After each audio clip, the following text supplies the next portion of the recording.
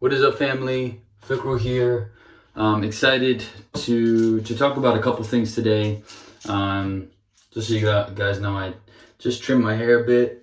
I'll start with that. Yeah, I know last time we talked a little bit about cutting your own hair. Wanted to show you, I know I showed you guys the Andis that I used to cut my hair. Just so you guys know, I said the Andis, excuse me, I meant the Oster. This is the Oster Fast Feed, zero gapped, and it has saved me thousands of dollars over the past few years. So, you know, I know a lot of us are tempted to go to the barber, especially if you're watching these videos, maybe your hairline's not great, so you're kind of stuck, you don't really know exactly what you're doing, so you go to a barber, but or you grow it out maybe to cover the hairline. I used to do that a lot, but I did start to use this a few years ago. I've been cutting my hair for maybe 5 years. I used the Oster Fast Feed for the haircuts, and then I actually recently just got this Babyless Pro. You know, this is the Gold FX. So if you guys are interested in learning how to cut your hair, there's a lot of tutorials. You might have to wear a hat if you mess it up a couple times, but you'll get better and better as you progress and as you continue to do it. If you have a younger brother, practice on him. But you know, that I just wanted to show you guys what I use to cut my hair.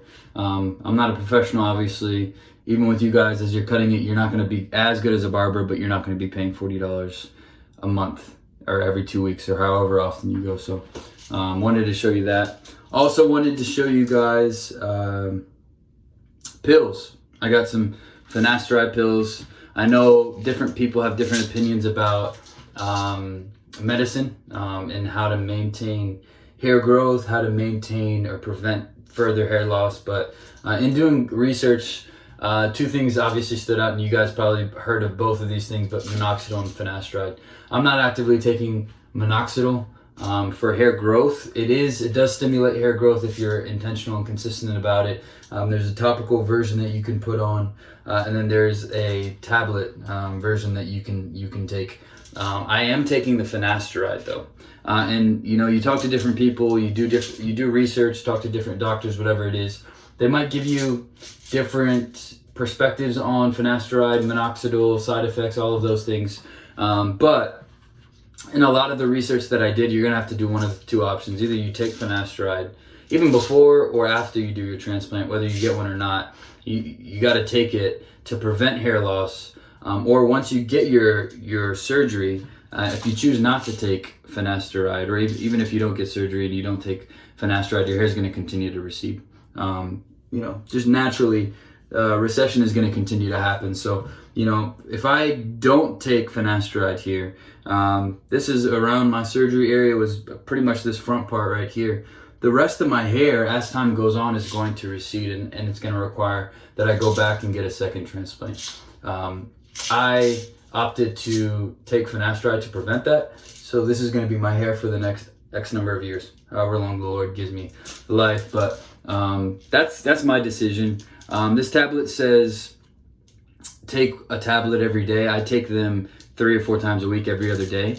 And obviously, I mean, I just started taking these, but if you see side effects, sometimes it affects certain things with like testosterone and stuff like that. Rare cases, but if you do notice that, obviously discontinue use, and you should be fine for the most part.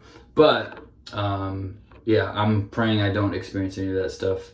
But again, that's a very, very low likelihood of people that go through that. So that's just my opinion on things. That's the decision that I've made. But obviously, you know, to each his own.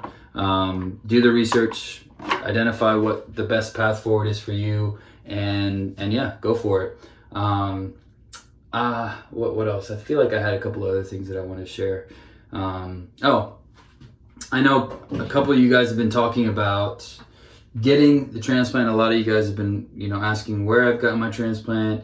A couple of people have asked for before and after pictures, things like that. So I wanted to show you exactly what my hair looked like before my transplant. And just a warning, it wasn't great. And, you know, I know for the majority of us, we struggle with insecurity when we're looking at our hairline. We maybe try to cover it up. We brush our hair down. We do a bunch of different things to cover it. But I really struggled with this. It wasn't crippling or anything like that in terms of confidence, but it was something that I was always aware of, and it kind of it bothered me. So this is what my hair looked like before the transplant. This is the frontal, so you can see the difference between then and now. And as I was doing my consultation, I sent them these pictures so that they would know what I need. You can see how far back it was. It was pretty bad. And forgive my laziness. I know a lot of people will like put it on the screen, but I'm lazy, so I'm just going to show it to you guys here. So you can see pretty much back here is where my hairline was, and you could see even where my hair was. There are light spots. You can see kind of my scalp, even where the hair is, and so it was pretty bad. It was pretty bad, and it was getting to a point where I had to do something, or I had to, you know, whether it's going bald, which turns out I didn't look terrible bald, or getting the transplant, and you know, this is what it looked like pulled back. But it was pretty bad. It was pretty bad. So I got the transplant. One last one. Got the transplant, and obviously you guys see the results. We're a little more than 6 months out, 6 months, 6.5 months out from this surgery, and have a hairline, right? I know a couple of you guys have asked about pricing, different things like that. I think I got a good deal in the season that I signed up. So make sure if you're signing up, ask them if there are any deals. Ask them if there are any, you know, discounts or anything like that that you can get. You know, there's seasonal discounts sometimes that you can get, but I believe I paid $2,300, maybe $2,350, something like that. And I brought 2 other people with me, and so I got a couple $100 off for that reason as well. So that was really a blessing for me. My airline was covered through, I had Chase Points. Chase Sapphire is a credit card that I use, and they have really good benefits in terms of free travel, things like that. So I was able to not pay anything out of pocket for the travel.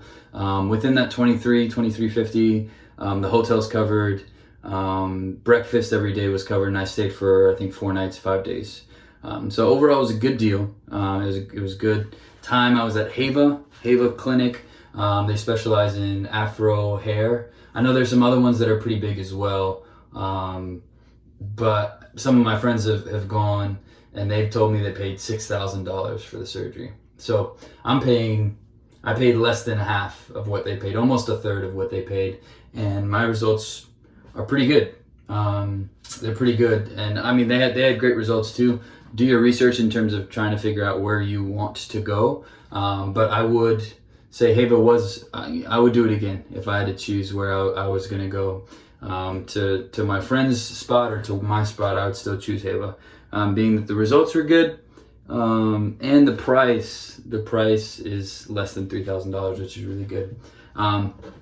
Last thing, I reached out to Heva about getting a referral code so that you guys can get a discount, and then I also get a bonus for anyone that signs up. I'm going to post that. You guys would get 10% off if you do when you're filling out your referral. If you use the link that I have available, it'll be available on Instagram, which I know a lot of you guys follow me on Instagram, but if you don't, my Instagram's at FIKRU and then 6 U's at the end.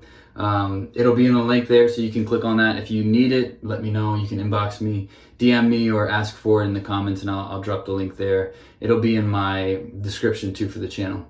So yeah, if you want 10% off at Heva, you can use that link. Somebody will reach out to you on WhatsApp, or one of those.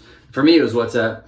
And then you can ask them about seasons, if there are other discounts that potentially you can get as well. But to get a hair transplant surgery for under $3,000 is a really good deal. So the other thing about Heva for me, which is what I liked, was they don't charge by graft. And the reason that's important is because a lot of places will charge you by graft, and the graft is just the amount of hair that you're getting implanted. And when they're incentivized by the number of grafts that they put or they implant, they sometimes overquote. So if they're getting paid per graft, they might say, hey, you need 4,000 grafts, when in reality maybe you need 2,500, so that they can make more money.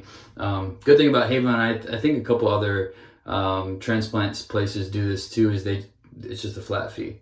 So they're really just looking at your head. They're looking at, you know, your donor area, they're looking at your transplanted area, and they're giving you what they believe that you need.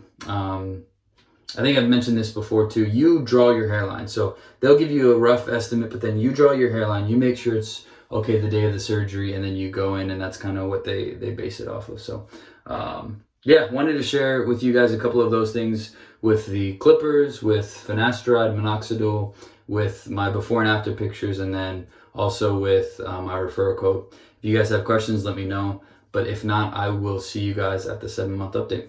Appreciate you guys. See ya.